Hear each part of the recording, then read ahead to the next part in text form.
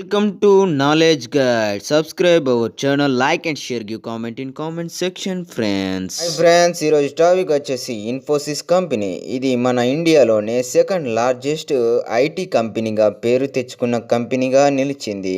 Tata company తర్వాత, Tata consultant service company తర్వాత మనకు సెకండ్ లార్జెస్ట్ ఇండియన్ ఐటీ కంపెనీగా ఇన్ఫోసిస్ అనేది ఉంది. ఇది ఒక మల్టీనేషనల్ ఇన్ఫర్మేషన్ టెక్నాలజీగా ఈ కంపెనీ సాఫ్ట్వేర్ని, ఇంకా అందులో ఉన్నటి వర్కర్స్ని, వాటి యొక్క టెక్నాలజీ అవుట్సోర్సింగ్ సర్వీసింగ్ అందజేయడం జరుగుతుంది. ఇది గవర్నమెంట్ యొక్క వర్కింగ్స్ చేస్తుంది, అంతేకాకుండా ప్రైవేటీకరణ పనులు కూడా చేస్తుంది. ఇది మెయిన్గా కార్పొరేట్గా చెప్పుకునే కంపెనీగా చెప్పుకోవచ్చు. దీని యొక్క వివరణ మనకు తెలియాలంటే ఈ కంపెనీ పూణేలో మొదటిసారి మొదలైంది. దీని హెడ్ క్వార్టర్స్ బెంగళూరులో, కర్ణాటకలో ఉంది. అయితే దీని గురించి చెప్పాలంటే ఇది చాలా వరకు పబ్లిక్లో ఈ కంపెనీ గురించి చాలా వరకు తెలియడం జరిగింది. ప్రపంచం మీద ఈ కంపెనీకి పబ్లిక్ తరపున 602వ కంపెనీగా, పెద్ద కంపెనీగా నిలవడం జరిగింది. ఇది చెప్పాలంటే దీనికి ఫోర్బ్స్ గ్లోబల్ 2000 ర్యాంకింగ్ కూడా రావడం జరిగింది. ఇది ఎక్కువగా సాఫ్ట్వేర్ వర్కింగ్స్ని, ఇంకా సర్వీసింగ్ సర్వేని మెయింటైన్ చేసుకుంటూ రావడం జరిగింది. మొదట్లో ఇది ఒక చిన్న కన్సల్టెంట్ సర్వీస్గా మొదలయ్యి ఒక ప్రైవేట్ కంపెనీగా స్టార్ట్ అయ్యి తర్వాత సాఫ్ట్వేర్లోనే నెంబర్ 1గా నిలిచిన కంపెనీగా ఎదిగింది. దీని ఫౌండర్ వచ్చేసి ఎన్ఆర్ నారాయణ మూర్తి. ఇతని వైఫ్ కూడా ఇందులో భాగస్వామురాలుగా మిగలడం జరిగింది. దీనికి ఫౌండర్గా వహిస్తున్న ఎన్ఆర్ నారాయణ మూర్తి యొక్క ఫ్రెండ్స్ అయినట్టు మిగతా 5గురు దీనిలో పార్ట్నర్షిప్గా మెయింటైన్ చేసుకుంటూ వచ్చారు. అయితే వీరు ఎక్కువగా ఫారెన్లో ఉండడం జరిగింది. నారాయణ మూర్తి దీనిని చాలా వరకు దీని యొక్క కంపెనీ వివరాలని వీటిని మెయింటైన్ చేసుకుంటూ వచ్చారు. దీనిని ఎన్నో పరిస్థితుల్లో ఈ కంపెనీని అమ్మడానికి ప్రయత్నాలు జరిగాయి. అయితే నారాయణ మూర్తి తర్వాత మిగిలిన వ్యక్తులు 6గురిలో ఈ నారాయణ మూర్తితో కలిపి 6గురు ఇంజనీర్స్ అని చెప్పానుగా. అందులో Nandan Neelakanth, S Gopalakrishna, SD Shibulal, K Dinesh, NS Raghavan, Ashok Arora అనే వ్యక్తులు ఇందులో వర్కర్స్గా, దీనికి ఫౌండర్స్గా దీని యొక్క బాధ్యతలను అన్నింటినీ ముందుకు తీసుకెళ్లారు. సో టోటల్గా ముఖ్యంగా 6గురు ఇంజనీర్స్ అయినప్పటికీ దీంట్లో 7 ఇంజనీర్స్గా వీరి యొక్క వివరణ ఉంటుంది. ముందుగా పూణే నుంచి మహారాష్ట్ర, తర్వాత అంతటా తెలిసేలాగా ఈ కంపెనీ అనేది ఎదగడం జరిగింది. దీనిని ముందుగా ఇన్ఫోసిస్ కన్సల్టెంట్ ప్రైవేట్ లిమిటెడ్గా 1981లో జూలై 2న చెప్పడం జరిగింది. తర్వాత బెంగళూరు, కర్ణాటకలో దీని యొక్క ఆఫీస్ అనేది 1983లో మొదలైంది. తర్వాత ఈ కంపెనీ తన పేరు యొక్క కంపెనీ డీటెయిల్స్ని ఇన్ఫోసిస్ టెక్నాలజీ ప్రైవేట్ లిమిటెడ్గా 1992లో ఏప్రిల్ నాడు మార్చుకోవడం జరిగింది. తర్వాత ఇదే కంపెనీ 1992లో జూన్లో మళ్ళీ ఈ యొక్క కంపెనీ రీనేమ్ చేసుకొని 2011కి వచ్చేసరికి ఈ కంపెనీ యొక్క పేరుని ఇన్ఫోసిస్ లిమిటెడ్గా మార్చుకుంది. తర్వాత దీనికి ఇనిషియల్ పబ్లిక్ ఆఫరింగ్ అంటే పబ్లిక్ నుంచి మంచి రెస్పాన్స్ అనేది ఐపీఓ రావడం జరిగింది. ఇనిషియల్ పబ్లిక్ ఆఫరింగ్ దాంతో దీని యొక్క డెవలప్మెంట్ అనేది ఫిబ్రవరి 1993 కల్లా దీనికి ఆఫర్ ప్రైజెస్ అనుకుంటూ దీనికి ఎన్నో ఈక్వలెంటెడ్గా డాలర్స్ రూపంలో ఈ యొక్క కంపెనీకి 2020 వరకు దీని యొక్క డెవలప్మెంట్ అనేది చాలా వరకు మార్పు చెందుతూ వచ్చింది. దీనికి నారాయణ మూర్తి గారే బాధ్యతలుగా మెయింటైన్ చేసుకుంటూ రావడం జరిగినప్పటికీ మిగతా వ్యక్తులు ఒక్కొక్క సిచ్యువేషన్లో వాళ్ళకు సిఇఓ పదవిని ఇచ్చారు. అయితే దీనికి అనేకమైన కష్టాలను ఎదుర్కొంటూ స్టెప్ బై స్టెప్ ఎదిగిన కంపెనీగా చెప్పుకోవచ్చు. ఇది సెకండ్ లార్జెస్ట్ కంపెనీగా సాఫ్ట్వేర్ ఐటీ కంపెనీగా పిలుచుకోబడుతుంది. దీంట్లో జాబ్ దొరికితే లైఫ్ సెటిల్ అయిపోతుందని ఇందులో జాబ్ పర్పస్ సెట్ చేసే ఎంప్లాయీస్, ఇంకా కంప్యూటర్ కంప్లీట్ చేసిన గ్రాడ్యుయేట్స్ వాళ్ళందరూ దీని యొక్క కంపెనీలో వర్క్ చేయాలని భావిస్తారు. అయితే దీని యొక్క పూణేలో ఉన్న దీని యొక్క campus NIA next generation integrated ఏఐని కూడా అమలు చేసింది. ఇది ఇన్ఫోసిస్ కన్సల్టెంట్గా గ్లోబల్ మేనేజ్మెంట్ కన్సల్టింగ్ సర్వీస్ చేస్తుంది. అంతేకాకుండా cloud storage, cloud based enterprise transformation service చేస్తుంది. ఇన్ఫోసిస్ ఇన్ఫర్మేషన్ ప్లాట్ఫామ్గా అనాలిటిక్ ఐఐపిగా దీనిని నడుపుకుంటూ వస్తుంది. చెప్పాలంటే దీనికి అయితే ఇన్ఫోసిస్కి మొత్తానికి ప్రపంచం మీద దీని యొక్క మార్కెటింగ్ కానీ సేల్స్ కానీ 82 ఉన్నప్పుడు దీని యొక్క డెవలప్మెంట్ సెంటర్స్ 123 ఉండేవి. తర్వాత 2018 మార్చి 31 కల్లా మేజర్ ప్రజెన్సెస్గా భారతదేశంలో, ఇంకా యుఎస్ఏలో, చైనాలో, ఆస్ట్రేలియాలో, జపాన్లో, మిడిల్ ఈస్ట్ అండ్ యూరోపియన్లో కూడా దీని యొక్క మొత్తం సెంటర్స్ అంటే వీటి యొక్క బ్రాంచెస్ ఉన్నాయి. తర్వాత 2019లో 60%, 24%, 3% రెవెన్యూ తోటి ముందుకు నెట్గా రావడం, అనేకమైన ప్రాజెక్టులు వాటి మీద వర్క్ చేయడం జరిగింది. దీని డ్యూరేషన్ ఆఫ్ వర్కింగ్ క్యాపబిలిటీలో ఎన్నో కృషి చేసిన ఎంప్లాయీస్ యొక్క ప్రోత్సాహం చాలానే ఉంది. దీంట్లో సెన్సెక్స్, బిఎస్సి, సెన్సెక్స్, ఎన్ఎస్సి అన్నిటిని, నిఫ్టీ మొత్తం ట్రేడింగ్ సంబంధించినట్టి అన్ని వివరాలని ఇక్కడ జప్తు చేసుకొని డిపాజిటరీ రిసిప్ట్స్ని స్టాక్ ఎక్స్చేంజర్గా దీనిని నడుపుకుంటూ వచ్చింది ఈ కంపెనీ.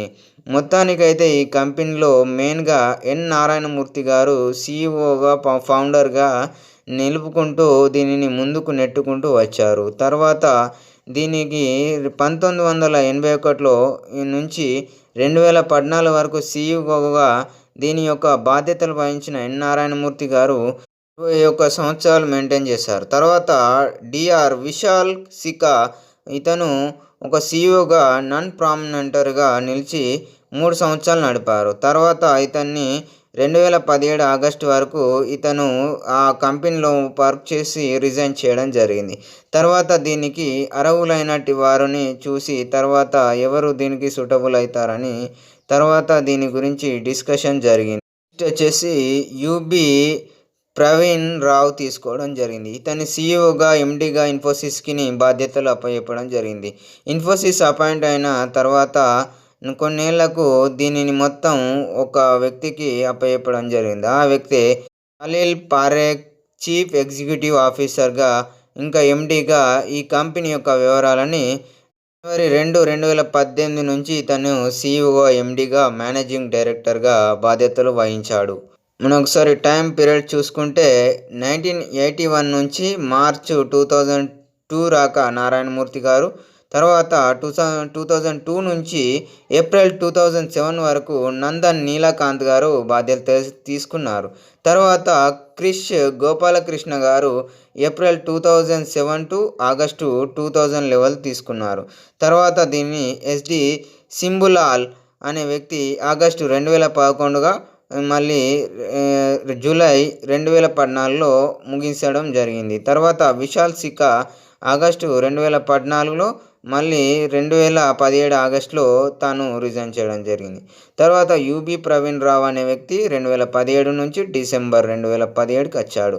తర్వాత ఇప్పుడు ప్రజెంట్లో శాలిల్ ఎస్ పారేఖ్ అనే వ్యక్తి జనవరి 2018 నుంచి దీని యొక్క మెయింటైన్ బాధ్యతలుగా, ఎండిగా, సిఇఓగా మొత్తంగా ఉన్నారు. మిగతా వ్యక్తులు ఇప్పుడు చెప్పుకోబడిన మిగతా 6 దీని యొక్క ఫౌండర్స్గా నిలిచారు.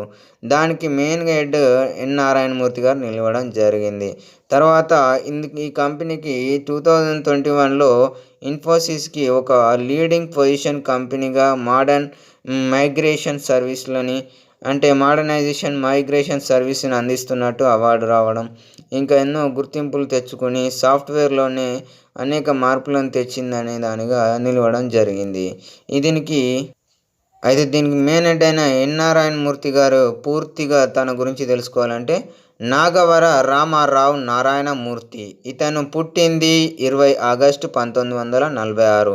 ఇతను భారతదేశంలోనే బిలియనర్గా, బిజినెస్ మ్యాన్గా వ్యవహరించుకుంటూ వచ్చాడు. అయితే ఇతను చదివింది వచ్చేసి national institute of engineering, IIT కాన్పూర్లో చదివాడు. ఇతని గురించి ఇంకా చెప్పాలంటే ఇతను ఒక ఇన్ఫోసిస్ ఫౌండర్, చైర్మన్గా ఇతను బాధ్యతలు ఉన్నాయి. ఇతని భార్య సుధా కులకర్ణి. సుధా కులకర్ణి కూడా ఒక మంచి ఇంజనీర్. ఈమె కూడా చాలా కష్టపడి ఎంతో శ్రమించి ఈ కంపెనీని ముందుకు నడుపుతూ ఇంకా అనేకమైన ఉమెన్ ఎంపవర్మెంట్ లాంటి ఎన్నో సోషల్ సర్వీసింగ్ చేశారు. ఈ విధంగా ఈ భార్యాభర్తలు ఇద్దరు కలిసి ఈ కంపెనీ యొక్క బాధ్యతను చాలా వరకు ముందుకు నడుపుకుంటూ దీనిని ఎన్ని కష్టాలొచ్చినా ముందుకు తీసుకొచ్చారు. తర్వాతగా దీనిని సీఈఓగా, ప్రెసిడెంట్‌గా, చీఫ్ మెంటర్‌గా మెయింటైన్ చేస్తూ ఇంకా దీనిని 2021 కల్లా దీని యొక్క బాధ్యత అనేది చాలా రెట్టింపు అయినట్టుగా పెరిగిపోవడం జరిగింది. చాలా వరకు సాఫ్ట్‌వేర్‌లో జాబ్ చేయాలని నిరుద్యోగ సమస్యలతో సాఫ్ట్‌వేర్ జాబ్ లేని వారికి ఈ కంపెనీ ఒక వరంగా నిలవడం జరిగింది. దీనిలో వర్క్ చేసే ప్రతి ఒక్కరు టెక్నీషియన్స్ అందరూ టెక్నాలజీ పైన అవేర్‌నెస్ లాంటివి ఎన్నో చేయడం జరిగింది. ఈ నారాయణమూర్తి గురించి మొత్తంగా మనకు ఫార్చ్యూన్ మ్యాగజైన్‌ల బిజినెస్ మ్యానర్‌గా, ఎంటర్‌ప్రెన్యూర్‌గా 12థ్ గ్రేటెస్ట్ మెంబర్‌గా ఇతని గురించి పేరు ప్రస్తావన ఉన్నది. ఇంకా ఇతని భార్య గురించి చెప్పాలంటే సుధా మూర్తి గారు. ఈమె అసలు పేరు సుధా కులకర్ణి. ఈమె కన్నాడియన్. ఈమె పుట్టింది 19 ఆగస్టు 1950. ఈమె భారతదేశంలో మొదటి ఇంజనీరింగ్ టీచర్‌గా చెప్పుకోవచ్చు. ఈమె మొదటి స్త్రీగా చెప్పుకోవచ్చు. ఈమె యొక్క ధైర్యంతోటే ఆ కంపెనీ ఈమెకు కొన్ని బాధ్యతలు ఈమెకు అప్పజెప్పి ఇంజనీరింగ్‌లో టీచర్‌గా ఇంకా ఆథర్‌గా, సోషల్ వర్కర్‌గా నిలిచారు. ఈమెకు మ్యారేజ్ వచ్చేసి మనం నారాయణమూర్తి గారు అని చెప్పుకున్నాం గదా! అతని భార్య ఈమె. నారాయణమూర్తి గారికి పద్మశ్రీ అవార్డు కూడా గ్రహించిన అర్హులుగా చెప్పుకోవచ్చు. గవర్నమెంట్‌లోనే కొన్ని పనులు కూడా అతను సాఫ్ట్‌వేర్ పరంగా గవర్నమెంట్‌కి సేవలందించారు. ఇంకా ఇతని భార్య సుధా కులకర్ణి గారు. ఈమె చాలా వరకు ఇంజనీరింగ్ కంప్లీట్ చేసి దాంట్లోనే జాబ్ సంపాదించారు. ఈమె యొక్క కుమారుడు వచ్చేసి రోహన్ మూర్తి. ఇంకా కూతురు వచ్చేసి అక్షతా మూర్తి. ఇంకా వీరికి ఎంతోమంది ఫారినర్స్ తోటి ఇంకా బంధుత్వాలు ఉన్నాయి. ఇంకా వీరి గురించి చెప్పాలంటే ఈ సుధా కులకర్ణి గారు ఇన్ఫోసిస్ కంపెనీకి చైర్పర్సన్‌గా నిలిచారు. ఈమె అనేకమైనటి బుక్స్‌ను కూడా రాయడం జరిగింది. సంఘ సేవ లాంటి ఎన్నో కార్యక్రమాలు చేసింది. ఇలా వీరి యొక్క వివరణ అనేది ఉంది.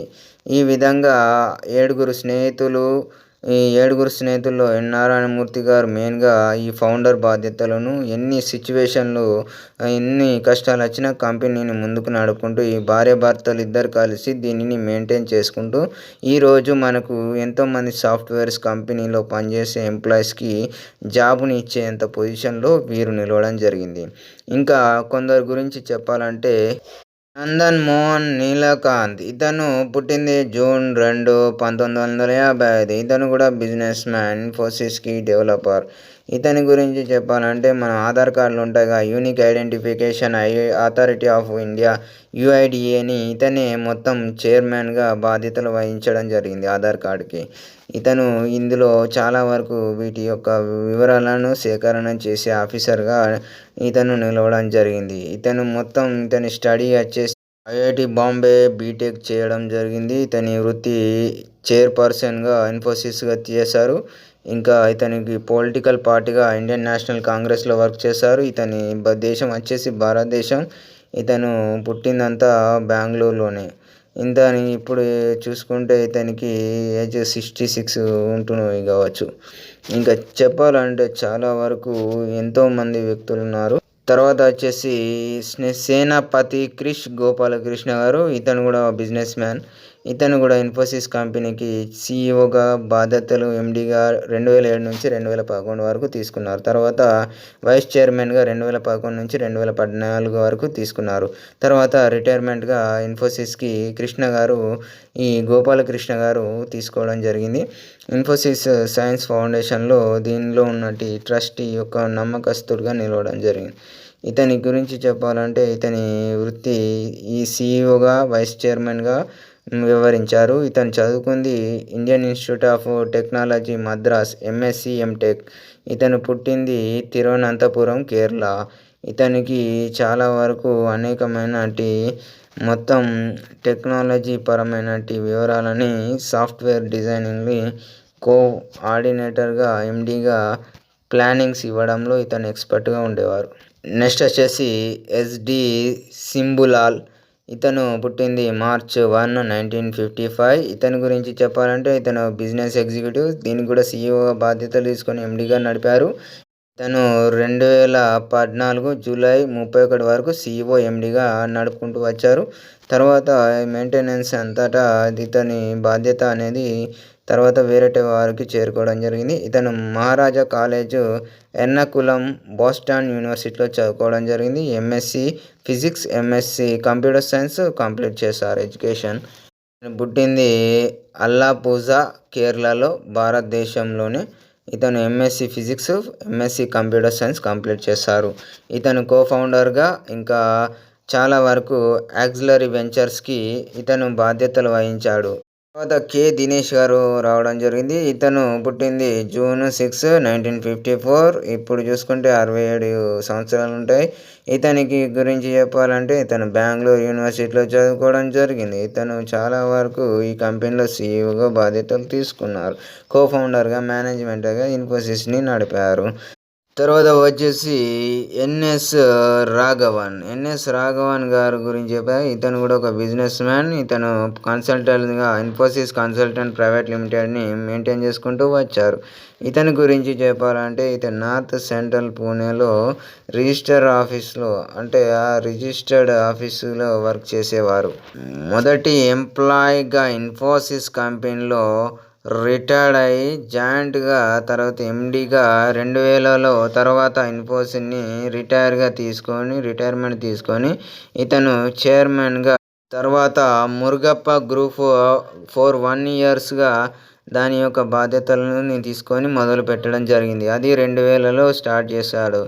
ఇతని గురించి ఇతని పర్సనల్ లైఫ్ గురించి బిజినెస్ మ్యాన్, ఎంటర్ప్రైనర్. ఇంకా శ్రీరామ్ నందోత్రా అండ్ ఆనంద నందోత్రా ఇతనికి 2 కొడుకులు. ఈ విధంగా ఇతను ఇన్ఫోసిస్ కంపెనీకి 7 ఫౌండర్స్లలో ఇతను ఉండడం జరిగింది. తర్వాత వచ్చేసి ఫ్రెండ్స్ సైలిల్ పరేఖ్ ఇంకా యుబి ప్రవీణ్ రావు. ఈ సైల్ పరేఖ్ అనే వ్యక్తి మేనేజింగ్ డైరెక్టర్గా సీఈఓగా, ఇంకా యుబి ప్రవీణ్ అనే వ్యక్తి ఇతను మొత్తం సిఓఓగా నియమించబడ్డాడు. సిఓఓ అంటే చీఫ్ ఆపరేటింగ్ ఆఫీసర్. ఇతను చదువుకుంది Bengaluru university BTech. At last ఈ విధంగా 7 ఇంజనీర్స్ కలిసి మొదలుపెట్టింది. వాళ్ళే సీఈఓగా పార్ట్నర్షిప్తో ఒక్కొక్క సంవత్సరం నడుపుకుంటూ వచ్చి ఇంకా ఎన్ఆర్ఎన్ మూర్తి వాళ్ళ భార్య గారు ఇవంతా ప్రోత్సాహంతో నడిచిందే ఈ ఇన్ఫోసిస్ కంపెనీ.